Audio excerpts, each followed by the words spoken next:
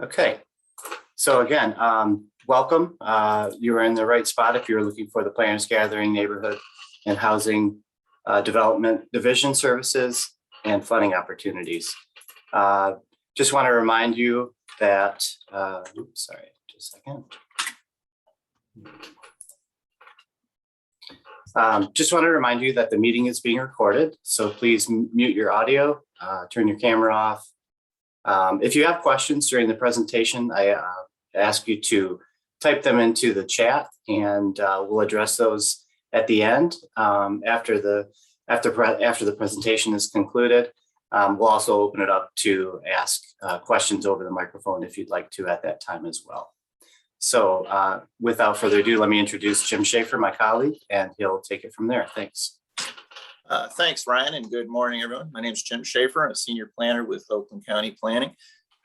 It's my pleasure this morning to introduce our speaker, Shane Dees, who's the manager of Oakland County's Neighborhood and Housing Development Program.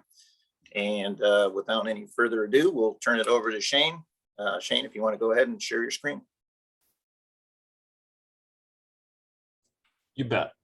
So I'm going to share my screen, get to my presentation, and here we go. Now, welcome everybody. Again, my name is Shane Dees. I'm the manager of the Neighborhood Housing Development Division. A little bit of brief background about myself. I've been with the county for going on a little over 20 years now. Spent some time in the health division, and I've recently transitioned over to this position about 2 years ago. So been navigating a lot of new funding sources, navigating the pandemic, kind of like a lot of us have been doing. Now, before I go ahead and get started, I plan to go over some of our mission and vision and kind of some of the changes we made here within the division, some of our old funding streams and some new funding streams coming in and kind of where we're headed. And to help me out with that and to better understand my audience, I have a poll I'm going to launch and give you all an opportunity. As soon as I launch it, click one of the options, just one, and then click submit. And we'll hold on. This will help give me a better idea of kind of where I should focus my talk and my time on. And so you should now be seeing an audience poll pop up in front of you. I do see some of you submitting those options right now. Again, just select one option and click submit.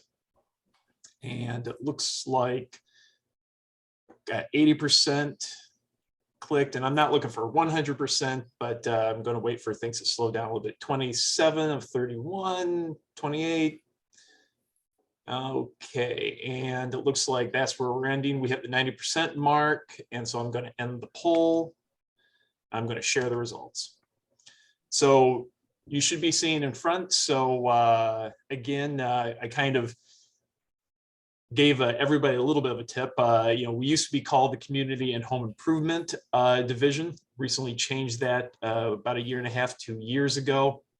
Now it looks like not too many people are familiar with what we do, either a little bit or kind of not at all. So that's good. I'm glad I'm here and I can kind of get the ball rolling and kind of inform everyone about what it is we do. So again, we are the Neighborhood and Housing Development Division. We used to be the Community and Home Improvement Division, and we used to be within our Economic Development Department here at Oakland County. About 1.5 years, 2 years ago, we moved to the Department of Health and Human Services, in which there's also the Health Division. So it's kind of us, the Health Division, and this other one. And the reason why we moved over there is because it reflects that housing, that neighborhood development. It's not just about economic development, but it's about the focus on the health aspects that neighborhood development and housing can provide to the community. And so to that end, we have this mission, and missions and visions, if they're too long, they're too complicated, too comprehensive, staff and others aren't going to remember them. And then what's the point? And I always start off most of my presentations with this, and it's simply to support equitable and inclusive communities. And then how we go about accomplishing that mission is we have our goals. And some of these goals are associated with how we spend our HUD money. Our division gets in a lot of HUD money through the various grants, and we help administer that funding within Oakland County. And we do it through these goals: preserving and developing quality, affordable housing, that's both done with supporting rental developments and supporting some home improvement programs within the county. We also support capital improvements and public service programs to meet the needs of the community. Now, how we do this is, some of you who are from municipalities are probably familiar with this. This is that CDBG funding, Community Development Block Grant funding, that through a formula we allocate to the communities that pick what they want to do within their communities. And that's either capital improvements and or public service opportunities. And then reducing housing discrimination. This is affirmably further fair housing and equal opportunity. That was the language that is like the technical language, firmly furthering fair housing. We just decided to call it what it is. We want to work towards reducing housing discrimination. And then finally, the new one is community engagement. To help support that, we actually added a community liaison position, Melanie Grun. Some of you may have interacted with her before if you're from a nonprofit or some other municipalities. And she was brought on board to help us get our programs more into the community. Me coming here presenting to this group is to help the community be more aware of our division and what we can do with all of you. The phrase, oh, you know, such and such program or such and such division is the best kept secret in fill in the blank, Oakland County, wherever. I can't stand that. You know, it doesn't matter how good you are if no one knows about you and can access your services. And so I want to be, you know, I don't want to be a best kept secret. So going into some of our funding streams a little bit, and this is what that poll helped me to kind of gauge how much I needed to stay on some of these previous funding sources. I'm going to go through first some of our normal funding sources we receive. The Community Development Block Grant. This is something nationwide that lots of different places get it based upon a formula allocation. It changes a little bit each year, but this money comes into Oakland County here, Neighborhood Housing Development Division. There are a few handful of communities in Oakland County that get their own CDBG funding directly from HUD. Now, there's some requirements to that. You have to be a large enough community, and then you have to kind of establish and set everything up yourself. And that's Waterford, Southfield, Farmington Hills, and Royal Oak. Are those that get their own CDBG funding directly from HUD. All the others that get any CDBG funding, that money first comes to us. And so we turn around and we then say, okay, community, here's how much CDBG funding you're going to be getting from us for a particular year. Tell us what you want to do with it. 85% at least has to be towards some kind of capital improvement, a sidewalk, you know, fixing a senior center, you know, for example. There's a cap on the public service funding that can be used with this money, and that's at 15%. And so that can be something for like, for example, snow removal service for senior citizens, that kind of a thing. But unfortunately, while that might be the most popular program or way to spend money within a community, we have to limit how much that is per federal law and rules and regulation. This is a slide set of some of the types of activities that communities elected to do in program year 2020. you can see like upgrading a park with ADA requirements. Some communities might run their own minor home repair program. You know, some others put money towards code enforcement assistance with that. And so within the CDBG block grant, there is a large number of different potential opportunities that communities can elect to use their money to do. That's something that has to be decided within your own leadership structure, mayor, city council, etc. The next major regular funding source we get is the Home Investment Partnership Program, and the acronym is HOME. When I first started to kind of get involved in it, it confused me. It's like, what does HOME stand for? HOME stands for Home Investment Partnership Program. It's just HOME. And so that's one of those things that HOME, it's not HOME like an acronym, but it just kind of represents the title of that program. And so this funding, again, we get this by formula. And we're actually, it's a kind of a federal bureaucracy thing, but we're actually part of a home consortium. So all those communities that I first mentioned that get their own CDBG funding, most of them partner with us within a home consortium. What's the point in that? The point is that by coming together as a home consortium, we're actually to bring in those communities' statistics. We're able to bring in those communities to increase the amount that we can bring into the county as a whole because of the formula-based system. If they weren't part of the consortium, that money would go to others outside, and the piece of the pie that we would get would be smaller. But because they partner with us and we coordinate submitting our various documents together and our strategies, we're able to bring in a little bit of extra home funding. Now, the majority of this used to go to our home improvement program, and I'll talk about that a little bit more in the slide set. But we've also now begun to allocate half of our home funding towards supporting a rental development gap financing program to create affordable housing units. And then finally, within home, some of you may or may not be aware of community housing development organizations. These are nonprofits that have to meet certain requirements with who's on their board and some other requirements that they can access no less than 15% of our home funds for affordable housing unit development. And some of our notable chodos over the last few recent years have been Habitat for Humanity, Community Housing Network, and Venture, associated with Oakland Livingston Human Service Agencies.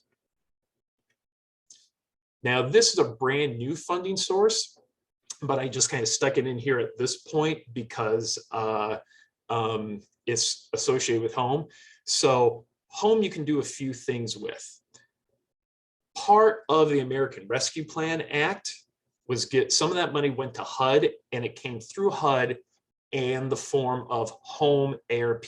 This is not what I call quote unquote regular ARP funding that the county got or that your own community may have gotten through the federal treasurers. This is separate funding from the ARPA Act, but it's coming from HUD. And as such, it has different requirements, different allowances, that kind of a thing. The home consortium total is getting about $10.4 million. Now we have until September of 2030 to expend this money. That is different than regular ARP that has a much shorter window of time period to get the money spent. Now HUD did issue an implementing guidance. It's 100 pages long. So we're still trying to digest it, and we're still trying to figure out with partnership, and we're working with our home consortium partners as far as how do we want to go about spending this money. And we are going to have to get a lot more input from our community and other community partners. But there are some major, four or five major categories of use. And that is rental housing development and or preservation, kind of what I talked about on the previous slide. Tenant-based rental assistance, that's a standard program out there, model.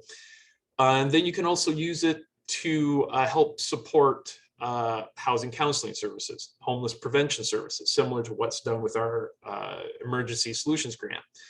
But the unique part about it is that we can use some of this money to help create non-congregate shelter for people experiencing homelessness within Oakland County. Now, why is that a big deal? Why is that unique? Normally, you can't do this with home dollars, with regular home dollars.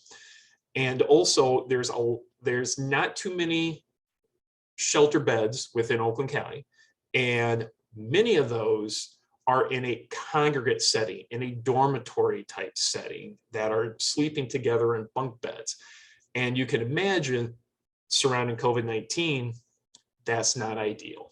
And not only just from an infectious disease prevention standpoint, helping to create non-congregate shelter beds, meaning somebody might have their own room while they're experiencing that homelessness before they can get transitioned into some permanent housing. It offers them also dignity of kind of having their own private space when they're going through that. And so a lot of this money can be used over the next 10 years to help identify those potential proposals and those developments, and support them financially from a capital point of view. Also, uniquely, we can support nonprofit operating expenses. Interestingly, we can't say, oh, nonprofit, here's $100,000. You can only use it for X, Y, or Z programs. No, it's, hey, nonprofit, here's $100,000 for your regular operating expenses. So you can imagine a scenario where we are helping a smaller, perhaps nonprofit, kind of set up and establish a shelter facility, and they might need for their agency some general operating support for the next 10 years to help them grow into that facility. And then over the next 10 years, they can maybe wean themselves off of that home ARP operating support funding. Now, with all of these, there's lots of details, percentages, how much money you can spend on this or that, but those are the broad categories. Now, a lot of this is hyperlinked. I shared my presentation with Jim and Ryan, and they can send it out to the attendees list, and you should be able to click on those hyperlinks and read more about those if you're interested. And then our final main source of funding is Emergency Solutions Grant. And this really goes to helping support homeless prevention, rapid rehousing opportunities, paying for some short-term rental assistance. We help some maintenance costs with a homeless management information system. And then also we support some ongoing shelter operating costs from year to year for different entities within Oakland County. Think Hope Hospitality Warming Center, Lighthouse, warming centers such as Welcome Inn. We can help support their shelter operation costs with this bucket of money.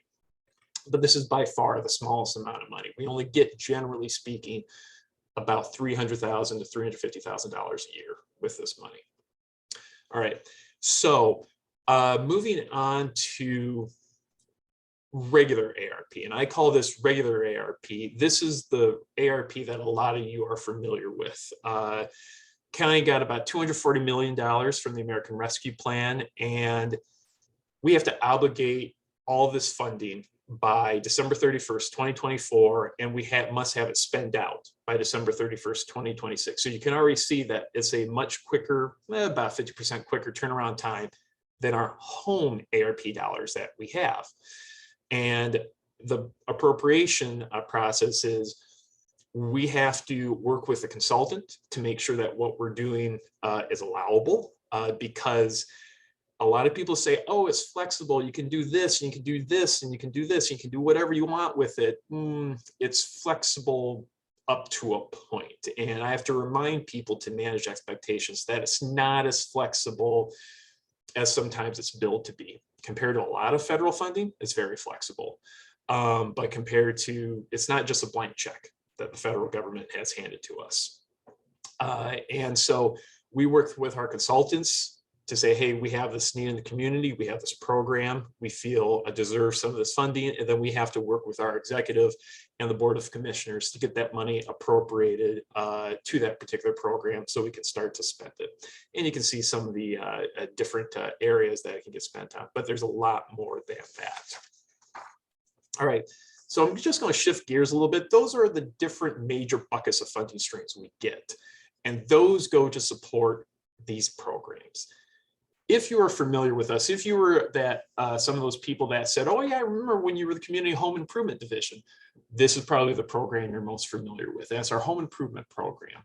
And it helps single family owner-occupied or owner-occupied duplexes within an income eligibility. They can qualify for 0% interest deferred loans for essential health and safety repairs. Think a failing roof, a furnace for a senior citizen that just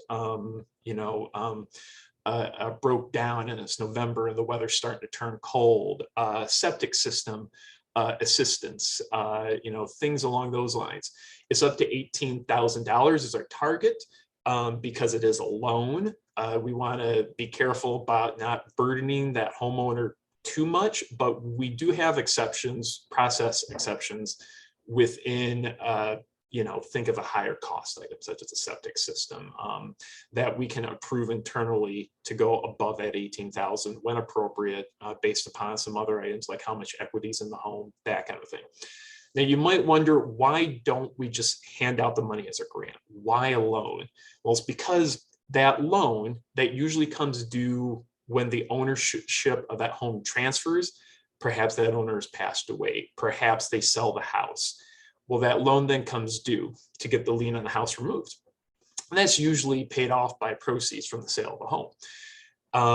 Why are we doing the loan? What's the idea behind that? We get that money back. And what we are allowed to do is we are allowed to take that money, turn it right back around and fund more home loans. And then 10, 15, 20 years from now, when that loan comes due, we get paid back, and then we turn around and we keep, supporting more money going right back into these kinds of deferred loans. So we're actually able to do probably about twice as many projects than we otherwise normally would, just using the regular annual money we might get from HUD in any given year. Because we set up these kind of revolving loan funds to continue to support that, we're able to do more work. So that's why somebody's like, it's a loan, it doesn't work out for me, that kind of stuff. But this is why we do it the way that we've set it up, is so that we can help support more projects in our home improvement program. All right. The other one that many of you might have been familiar with that we've had for some time is a housing counseling unit. We've been a housing counseling agency for nearly 4 decades, nearly for the life of our division. And we have 3 HUD certified housing counselors on staff. It's an official certification you have to go through HUD for. And we have 2 housing counselors and 1 supervisor. Now, a bit of a plug. Our supervisor recently retired after being here with the division for 20-some years. And so if you know of any housing counselors, if you know of anybody might be interested in a supervisor position within our housing counseling division, ask them to email me or go to oakgov.com/jobs, and that supervisor position description is on there. But we are looking to fill that and keep this program healthy and strong. And what ends up happening is anybody within Oakland County and some people in the counties and the jurisdictions immediately outside of Oakland County that can't otherwise get housing counseling, we do housing counseling with them. These are some of the types of housing counselings that are available. I've never bought a home before. Can I buy a home? How much home can I afford? What's the process? Pre-purchase. We also assist with reverse mortgage counseling for senior citizens. Is this the right thing for me? Can you help me assess my financial situation? And although we do have brief 15-minute conversations of support, and we log those, and we do thousands of those a year, The housing counseling sessions are very in-depth. They can be upwards of 8 hours, broken down into 2 4-hour sessions. And we go through basically the entire kitchen sink, you know, as far as the different kinds of things that will help with your community. So before I go on to some of the other programs and stuff we got going on, I just want to make sure we all have an understanding of affordable housing, because there's a lot of terms thrown around, and I want to make sure we're all on the same page. Affordable housing, the most common definition used by HUD and by others is that individual housing costs as a percentage of personal income. Basically, if you're paying more than 30% for your housing, you know, that's rent, that's mortgage, etc. If that is more than 30% of your gross household income, you are considered to not have affordable housing. Now, that can take many different forms. You know, a household that has, you know, an income of 200,000 might technically be housing, you know, not, you know, might be cost burden, might be not have affordable housing, but that's different than affordable housing burden in a household that might only have a household income of $30,000 a year. There's a difference. And so it's kind of like body mass index, BMI, that ratio of how much you weigh to how tall you are. While on the individual level, it might not always be accurate. Think of a bodybuilder. A bodybuilder is going to have a very high BMI because they weigh a lot for their height, but that's different than somebody who might have the exact same BMI but isn't a bodybuilder. And so it's a very generic, blunt instrument to measuring housing affordability within a particular geographic area. Affordable housing units, those are those subsidized units that have a certain income eligibility cap for them for a certain affordable period. Think of a rental development supported by home dollars or low home income tax credits, and 20 of those units have to be considered affordable for the affordability period, which can be 10, 15, 20 years, depending upon the agreement. And only households that have a certain income threshold are allowed to live in those affordable housing units. That's different than affordable housing in general. Cost burden, you know, kind of same general concept of affordable housing, and the area median income. So a lot of our programs, you have to be below 80% of the area median income. Basically what that is that's the midpoint of the Metro Detroit area based upon HUD and federal guidelines. And if you fall below that household income threshold, whether it's 80% of the area median income, et cetera, you could qualify for a certain program. That generally comes out to for 64% for a household in Oakland County, $64,000. That's the area median income for a household size of one. A couple others that I don't want to dwell on, but attainable housing, kind of like affordable housing definition, there's a lot more variability when it comes to these two definitions. There's no industry-wide standard really, but generally speaking, attainable housing, that's housing that we're talking about where households between 80 to 120% of the AMI can afford. Workforce housing, generally the same kind of idea, but instead it's more 60 to 120% AMI. All right, so why did I go through all of those? It's because I wanted to kind of talk about affordable housing needs within Oakland County. There's more than 500,000 households within Oakland County. And this is the percentage breakdown of how many of those households are cost burden. There's cost burden between 30, 50%, and then extremely cost burden, where those households spend more than 50% of their income on their housing needs. And you can see that rental households are disproportionately affected, that almost 20% of renter households are extremely cost burdened, and 40% in total are paying more than 30% of their gross income for housing. That's about twice as much as owner-occupied units. But overall in Oakland County, of the more than 500,000 households in Oakland County, almost a quarter of those households are considered housing burden. And by the way, these stats are from Census and HUD and in their pre-pandemic stats. And so things are probably a lot different and not for the better, unfortunately. And then also to drive home the point that, as I was kind of talking about before when it came to housing affordability, is that you can technically have a higher household income and still be technically cost burden, not be in affordable housing, etc. However, by far, households that make less than 30% of the area median income that are technically considered extremely low income, almost all of those households are housing burden, meaning most of those households, almost all of those households of the extremely low income households, almost all of them are cost burden. All right. So one of the big announcements, one of the big news lately that just was passed by the Board of Commissioners last Thursday is the official creation of Housing Trust Fund within Oakland County. So what is a housing trust fund?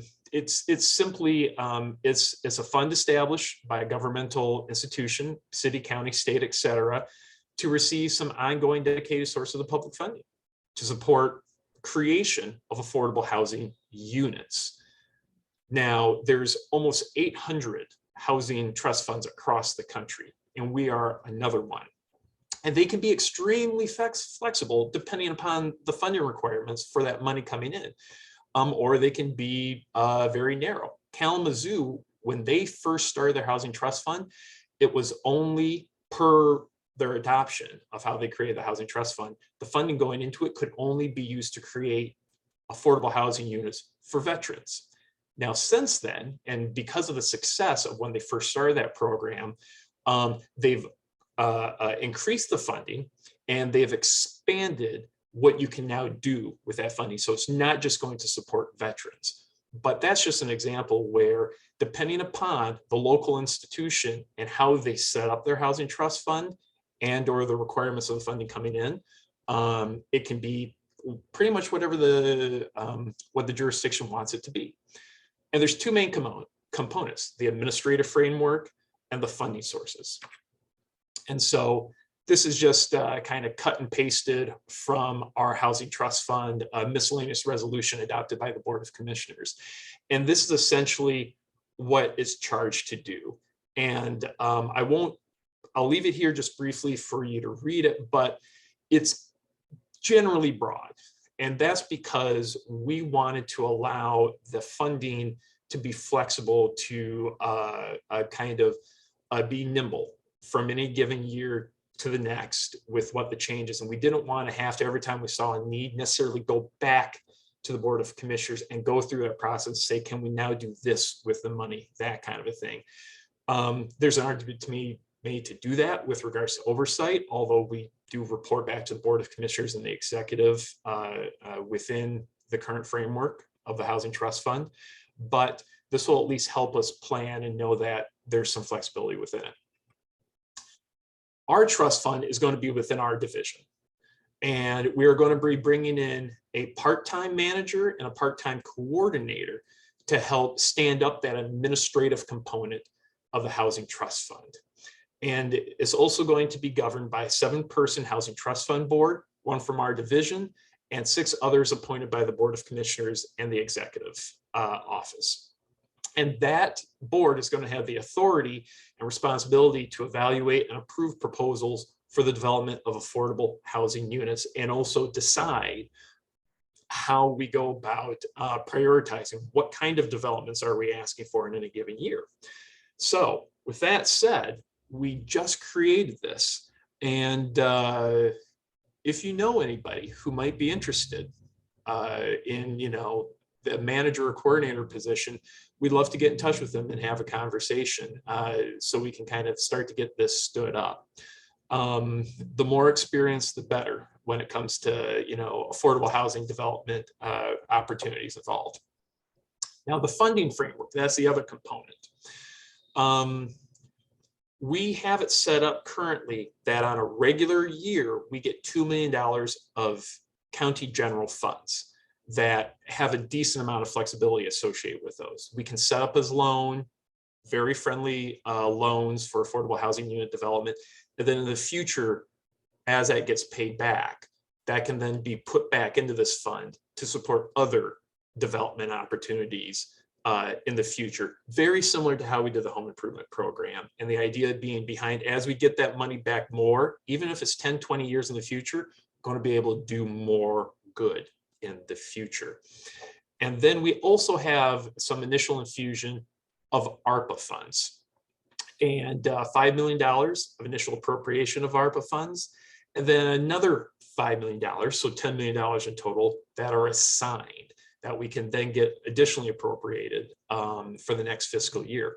Now, again, those monies we're going to be looking to utilize in the grant-based format because ARPA, although you can do loans, it makes it kind of impractical to do loans. So those are going to be grant-based. And then also we can bring in other funding sources. Think a lending institution that donate some money to this to support affordable housing unit development. We might put some of our own regular home or home ARP money into this to help those funds be managed by this development board, this housing trust fund board. And so it can be as flexible as we want as a community, and we just have to, we are somewhat limited by what the funding streams tell us that we can or can't do with that money. And so we have recently started a rental development program, which is very similar to our housing trust fund kind of setup. And this is with our regular home dollars. And we just put out a notice of funding availability in January, and that's closed since then. And we're evaluating the proposals. But again, it's very similar to what I talked about with the Housing Trust Fund. The intent is to support for our rental development gap funding support program is, $500,000, $1 million for each NOFA. That might change a little bit with each given NOFA. And we did this recently in January and closed in March. Our goal, though, is for all developers out there, because we understand that regular timing of these NOFAs is super important. We hope for both the Housing Trust Fund and for this is that our NOFAs will get a regular kind of rhythm of being put out in the fall, October, November, et cetera, get some proposals, gives us enough time to evaluate those and get a letter of commitment out to those developers, because we know a lot of our developers, nonprofit, et cetera, they are also going for low income housing tax credit applications from NISHDA that typically come due in April, and they need a letter of commitment to show some other funding support for their budgets, et cetera, to help make those LIHTC applications successful. I have a link on there that when you get the presentation slide later, you can go to check out our page on this for more details. So this is an example from the west side, from Kent County, for a type of project that we might be doing, that we might be supporting in the future. The ideas behind some of our goals is we are going to focus, although not exclusively, we're going to focus on some areas in Oakland County that might not have a high number of affordable housing units already. Idea and philosophy behind that is we want to help support the deconcentration of poverty, and that the more you can diffuse households on the low income side, it actually supports them better in the long term within those communities. But at the same time, that community is not affected negatively, by having more affordable housing units in that way. There's lots of academic studies that show there's no downside to that, but it's a win for those families and those households living within those affordable housing units compared to an affordable housing unit family may be living in an area with a higher concentration of affordable housing units. We're going to be focusing on development proposals that have support by other services, be it transit or otherwise. And there's potential for mixed use, both commercial and residential. Mixed, we really like the idea of mixed affordable and market rate proposals. So it's not just an entire development that has just affordable housing units, but perhaps a mixed use, some market rate, some affordable. And then it's not just brand new developments, but also preservation of existing affordable housing units is also an option. This is just another example from Dwelling Place and Grand Rapids area. And you can see the interior and kind of what it looks like. So again, I really want to dispel this myth about quote unquote the projects or some other kind of visuals that maybe are a holdover from the 70s and 80s. Those aren't the kind of development proposals we're looking for. This is an example where it was a senior-based they essentially took an old church, and you can see kind of a picture of what it looked like on the stage in a communal area, and they recreated it and redeveloped it to support seniors for affordable housing units. And they've partnered with a nonprofit that specializes in supporting seniors to help kind of run that facility. And so the affordable housing units and development proposals can take a wide range of opportunities, but we know that these conversations and these development proposals are developed a year or two or more in advance. And so that's why we really fought, and we really want to make sure that we had that regular income coming in to support this, so that developers know that, hey, listen, every fall, Oakland County is going to be putting out a notice of funding and availability. I think we're going to go for that money. Let's start planning for it now. And then lastly, I want to go over some other regular funded ARPA programs. This is money supported by our regular ARPA money that the Board of Commissioners has already agreed and appropriated. We have an Unlocking Doors program. It's a landlord mitigation fund. So if somebody who has a housing choice voucher is living in a rental space and there's perhaps some damages that aren't covered by insurance or the security deposit, this program can help make that landlord whole. Its intent is to be a pot of money to help encourage landlords who might be hesitant to rent to an individual with a housing choice voucher to say, listen, if that's your concern, don't worry, here's this pot of money that should something like that happen, that can go to support you. And also with the evictions and foreclosures, and still not quite sure what's going to happen with that, we are partnering with 3 different legal aid agencies to support households going through an eviction or foreclosure process and to provide some legal representation for them. And that is just getting off the ground, and we will be sharing more contact information and how to get people connected with those legal aid agencies very soon. And then finally, these just got approved last Thursday, so more details to come, but there was also $5 million of regular ARPA money to go towards a shelter capacity fund. This $5 million to helping create non-congregate shelter spaces has a matching requirement associated with it per the Board of Commissioners miscellaneous resolution. So although this ARPA money and our home ARPA money both can be used to support shelter development, there's slightly different requirements with that. And as our division works to kind of coordinate those 2 funding streams and work with different agencies that are currently running shelters and seeking to create some non-congregate shelter developments within Oakland County, we're going to be kind of working to coordinate both those funding streams. And then finally, $2 million was appropriated to help basically create another home improvement program within Oakland County. However, again, this is where the ARPA money is not quite as flexible as you would like. The best way to go about doing this $2 million is all going to go to support households within qualified census tracts. And those qualified census tracts, basically, the designation is that more than half of those households in those census tracts are at or below 60% of the area median income. And that covers some of Pontiac, Oak Park, and Hazel Park, and all of Royal Oak Township. And so we're going to be working with an RFP process to find a partner agency in the community that has the capacity and experience to run a program like this for us, to focus on home improvement opportunities for households in those census tracts.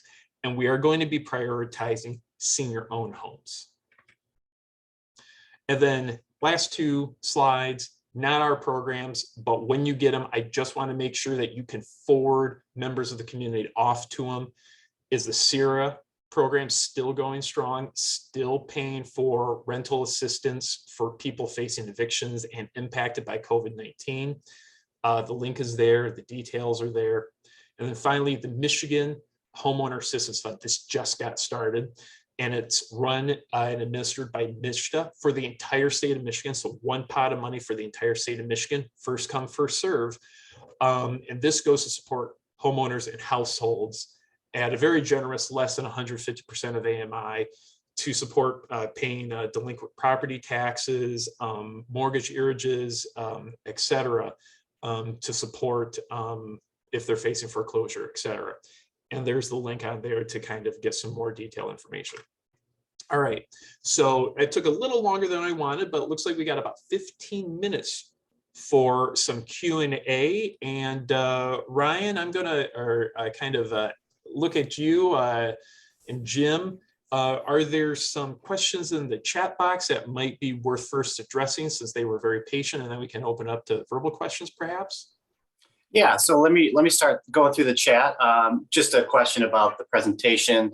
Shane, you mentioned you're fine with us sending your PowerPoint out, so we'll go ahead and do that to all the attendees. And at some point, the recording for this session will be available on our website. We can send out a link to that when it's ready as well. Barbara had a question about income limits, but I think I asked her and she said that you had answered your question during your presentation. So on to the next one here. Renee Voigt asks, here in Pontiac, we have huge pockets of neighborhoods with mostly rentals. For those stable, often young families that live there, how can those renters get this type of information? She'd love to have the renters become owners in Pontiac. Yeah, so we're looking at some opportunities like that. Within our HUD funding, there is a program called Down Payment Assistance. We currently don't have a program like that set up and established right now. I think some time ago, maybe a couple decades ago, we did. Right now, we don't, though, have that. But one thing that we do have going that those renters might benefit from is a housing counseling session, and having a pre-purchase housing counseling session to help them kind of map out and plan how they get from being a renter to being a homeowner. And that's something that if they call this number, we can get them connected with one of our housing counselors. Okay, great. Renee, I just wanted to open that up. If you wanted to unmute yourself, did you have any follow-up questions for Shane before we move on to the next question?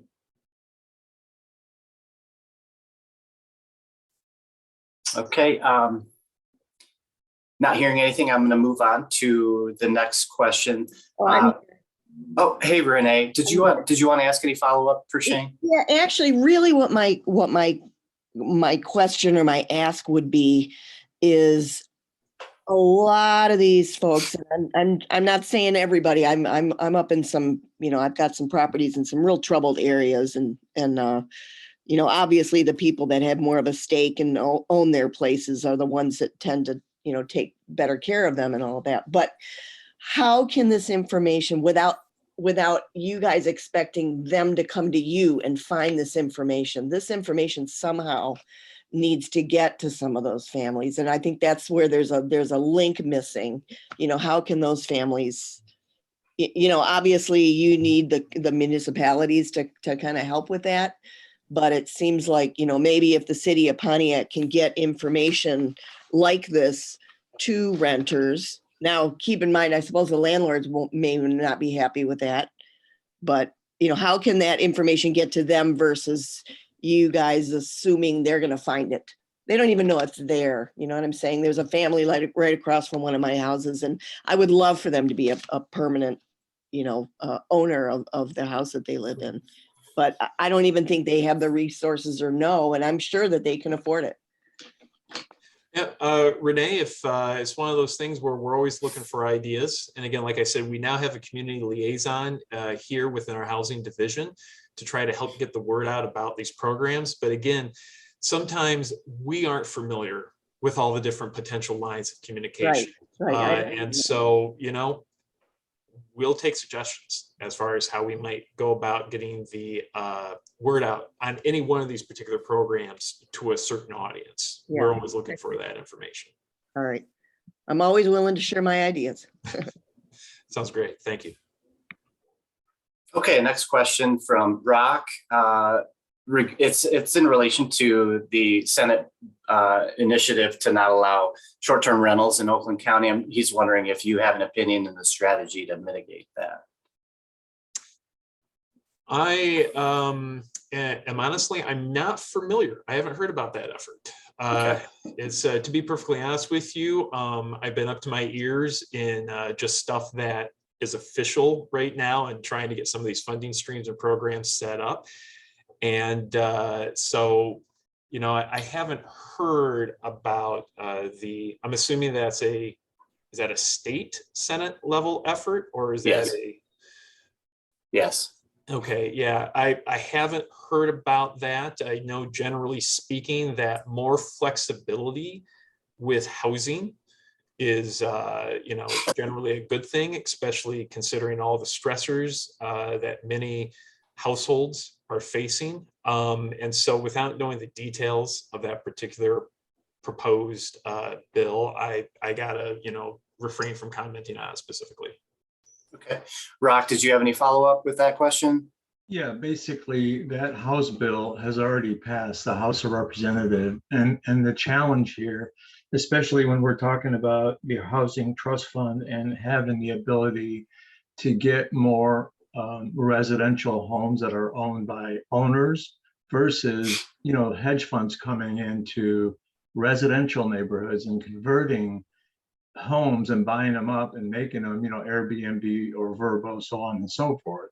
So the Senate, you know, has, you know, tabled that and really is not voting on it. But municipalities also have the option, you know, depending if they're home rule, so on and so forth, to be able to kind of limit how many short-term rentals come into their neighborhoods. And right now we're talking 30%. So one of every, you know, it could be up to, you know, 30 of every 100 homes can be short-term rentals.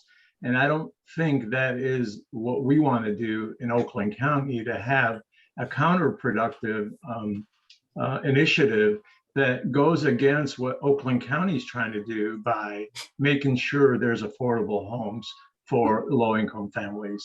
So that's what I was kind of referring to. Got it. I have a better understanding now. Yeah. Yeah, that's something that we'll have to keep our eye on and touch base with our state level consultant monitoring those kinds of state level policies. As far as how it goes about affecting, you know, the Housing Trust Fund, one thing I do want to touch on and make sure that everybody is aware of, especially from the local municipalities, is that all of these efforts for rental gap development financing, et cetera, we can't do a shelter development. We can't support a affordable housing, rental, or otherwise development. And again, we do have written into that miscellaneous resolution that we can support some home ownership affordable housing unit development. I just don't know how that's going to look right away, but we have that written in there to allow the Housing Trust Fund Board and Manager in the future to develop an opportunity like that for a path towards home ownership instead of just supporting just rental opportunities. You know, as long as, we're doing that, we can't make those developments without local approvals and zoning and that kind of a thing. And so we're going to have to partner with local communities with any of these kinds of funding opportunities in the future. And yeah, I agree with you, Rock. There's a lot of different philosophies, out there when it comes to housing, especially, and they don't always agree. And it's just something, conversations that we have to have. And I appreciate that, Shane. And just as a follow-up, if you don't mind, Ryan, I'd like to respond to that, if that's okay. Sure, go ahead. Okay, so you also, because what struck me is when I saw the $18,000 loan that was initiated, and that loan is a loan and not a grant, because you get that money back and you give it, so on and so forth to others. And I saw STR in there, the short-term rental component, that some of that money could actually help them. But here's my question to that. If that 18,000 loan is an annual initiative, how many years has that been in place? I just want to get an idea so I can take 18,000 and multiply it by the years it was initiated, so I can get a better understanding how much funding there truly is in that loan capacity. So how long has that program been?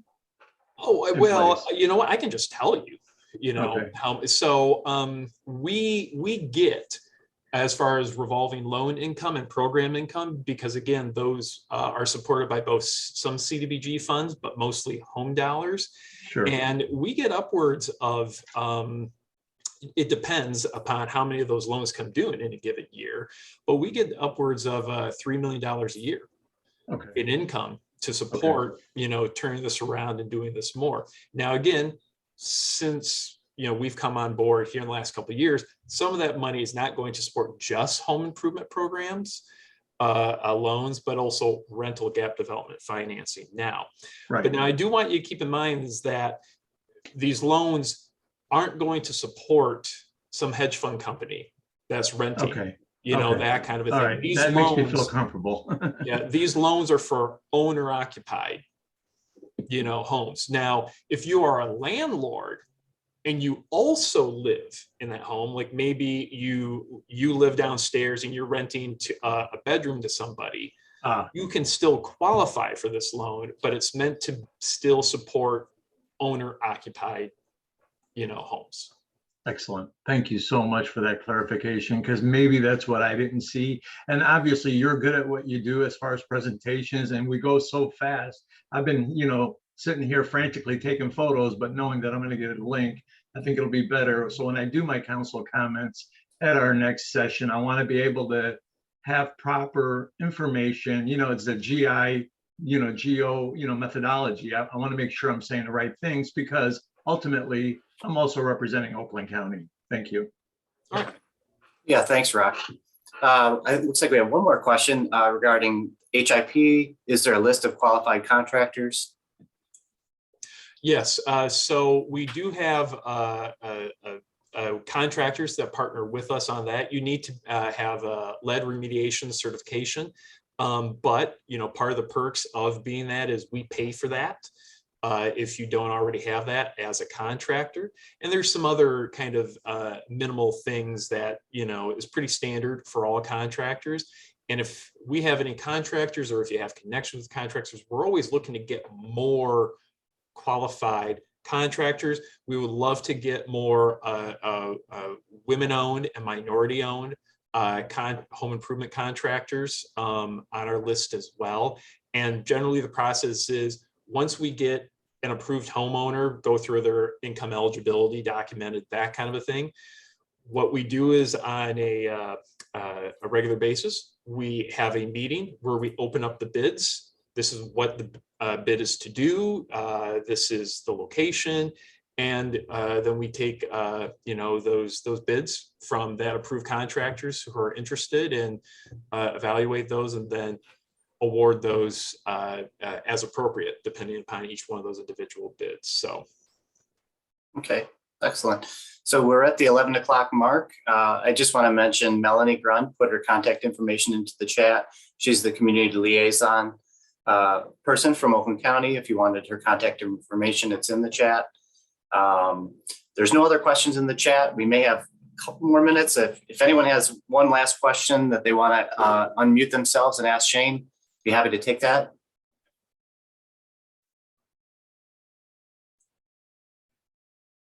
Okay, it doesn't look like anyone's has any other questions. So again, I wanted to thank Shane for presenting to us today and all of your attendance and participation as well.